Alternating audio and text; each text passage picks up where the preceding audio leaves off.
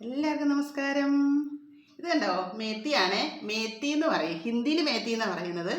അപ്പം ഞങ്ങൾ പിന്നെ ഡൽഹിയിലായിരുന്നപ്പോഴത്തേനും ഞങ്ങൾ ഇത് മേത്തി അവിടെ എന്നും ഇങ്ങനെ വെജിറ്റബിൾ മാർക്കറ്റിലൂടെ പോകുമ്പം ഈ മേത്തിയുടെ ഇതിങ്ങനെ ഓരോ കെട്ടായിട്ടൊക്കെ ഇങ്ങനെ വെച്ചിട്ടുണ്ടായിരുന്നു. നല്ല ഫ്രഷ് ആയിട്ടുള്ളതാണ്. അപ്പം ഇന്ന് ഞങ്ങളുടെ ഇവിടെ ഏരിയയിൽ വൈക്കത്ത് പോയപ്പോൾ അവിടെ ഇങ്ങനെ ഇത് കിട്ടി. അപ്പോൾ അത് ഞാൻ കുറച്ചിങ്ങനെ മേടിക്കാമെന്ന് വെച്ച്. മേത്തിയുടെ ഇല ഉലുവയുടെ ഇലയാണ് മേത്തി. നല്ലതാണ്. അത് ഇങ്ങനെ തോരൻ വെച്ചാൽ നമുക്ക് ഉരുളക്കിഴങ്ങൊക്കെ ഇട്ട് മെഴുക്ക് പുരട്ടി പോലെ വയ്ക്കാം, മുട്ടയിട്ട് വയ്ക്കാം, തേങ്ങ ഇട്ട് വയ്ക്കാം, പരിപ്പിട്ട് വയ്ക്കാം. സാധാരണ നല്ലതായത് കേട്ടോ.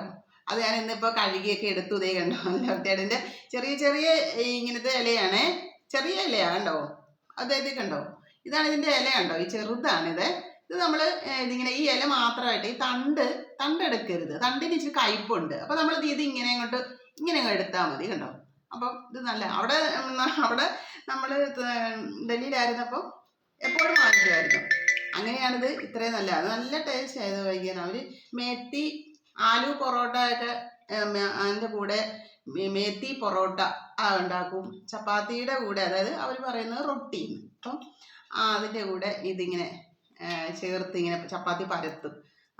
നല്ല ടേസ്റ്റിയാണ്. മേത്തിയുടെ ചപ്പാത്തി കഴിക്കുന്നതൊക്കെ നല്ല ടേസ്റ്റാണ്. ഇതിപ്പോൾ ഞാൻ തോരൻ വയ്ക്കാനാണ് ഇത് എടുക്കുന്നത്. മെഴുക്ക് പുരട്ടി കുറച്ച് ഉരുളക്കിഴങ്ങൊക്കെ ഇട്ട് അത് ചെയ്യാൻ വേണ്ടിയിട്ടാണ് എടുക്കുന്നത്. കണ്ടോ, നല്ല ഇതാണ്. എനിക്ക് ഭയങ്കര ഇഷ്ടമാണ്. അതുകൊണ്ട് ഞാൻ എപ്പോഴും വാങ്ങിക്കുന്നുണ്ട്. എനിക്ക് കാണുമ്പോഴൊക്കെ വാങ്ങിക്കും. ഇപ്പം നമ്മുടെ കേരളത്തിലും വരാൻ തുടങ്ങിയിട്ടുണ്ട്. നേരത്തെ ഇല്ലായിരുന്നു, ഞാൻ കണ്ടിട്ടില്ല. ഇവിടെ ഞാൻ അങ്ങനെ കണ്ടിട്ടില്ല. ഇപ്പോൾ 1-2 പ്രാവശ്യമായിട്ട് ഞാൻ മാർക്കറ്റിന് പോകുമ്പോൾ ഇത് കാണുന്നുണ്ട്. അപ്പോൾ വാങ്ങിയതാണ്. ഓക്കെ. ചന്ദ്രികയിലലിയുന്നു ചന്ദ്രകാന്തം, നെഞ്ചിരിയിലലിയുന്നു